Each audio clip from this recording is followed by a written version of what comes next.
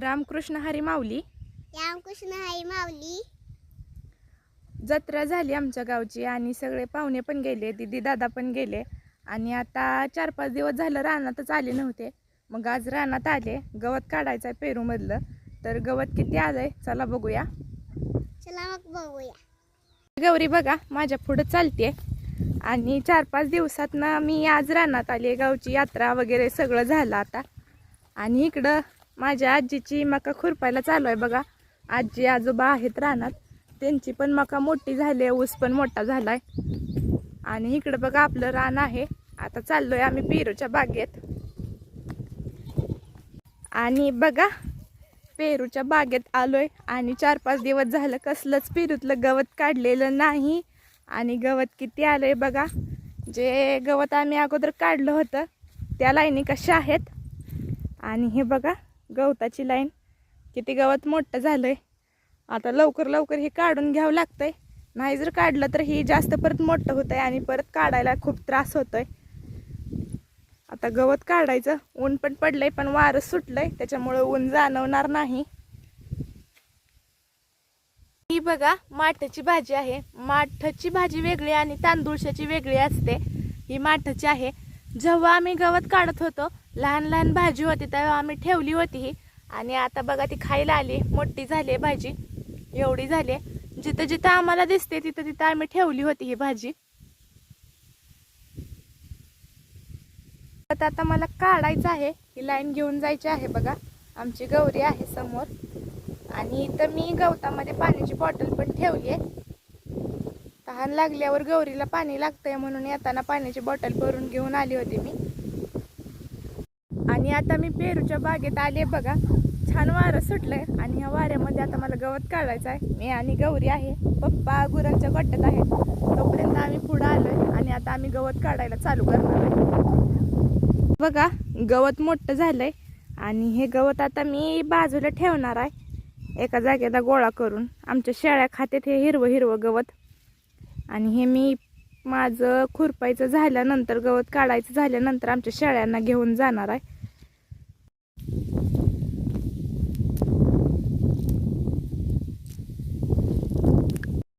आणि इथलं एवढं गवत मी काढलं होतं बघा. पेरूचं झाड आता कसं दिसायला लागलंय. अगोदर गवतात मग झाड दिसत पण नव्हतं, आता किती छान दिसतंय बघा. आणि हे बघा चिगळ्याची भाजी आहे इथं. आणि या आज्यात भाजी काढून घ्यायला लागली आहे मी.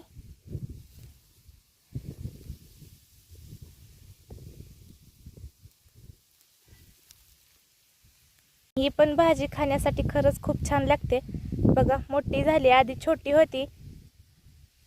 ह्या भाजीला पण छान वाढ लागली आता. आणि ही काढून घेतली आहे मी एवढी अशी. ताई काय करते तू? भाकऱ्या करते. भाकऱ्या? कशाच्या भाकऱ्या करते? त्याच्या केल्या त्या? बर. बघा रानामध्ये भांडी खेळायला लागली आणि जे गवत आहे त्याची पानं तोडून घेते आणि त्याची भाकरी बनवायला लागली बघा. बघा माझ्यापासून मोठ्या गवताची पानं घेऊन जाते आणि सावलीला बसली आहे बघा. आणि सावलीला बसून खेळायला लागली आहे भांडी. तिच्याच नादात आहे बघा ती. ताई इकडं बघ,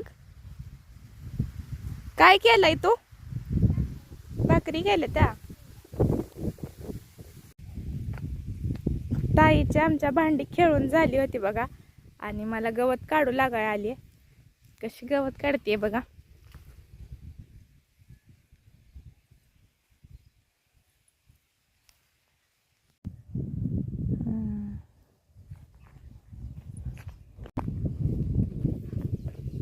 गवत आमचं काढून झालं होतं बघा.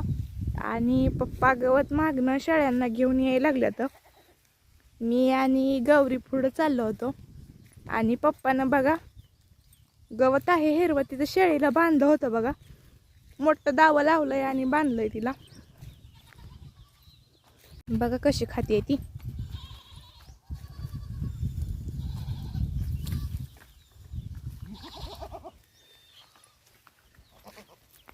गवत काढलं होतं त्याच्यामुळं हात जास्त घाण झालं होतं बघा, चिखल लागला होता. आणि मी आणि गौरी पाण्याच्या कुंडीमध्ये हात धुत होतो.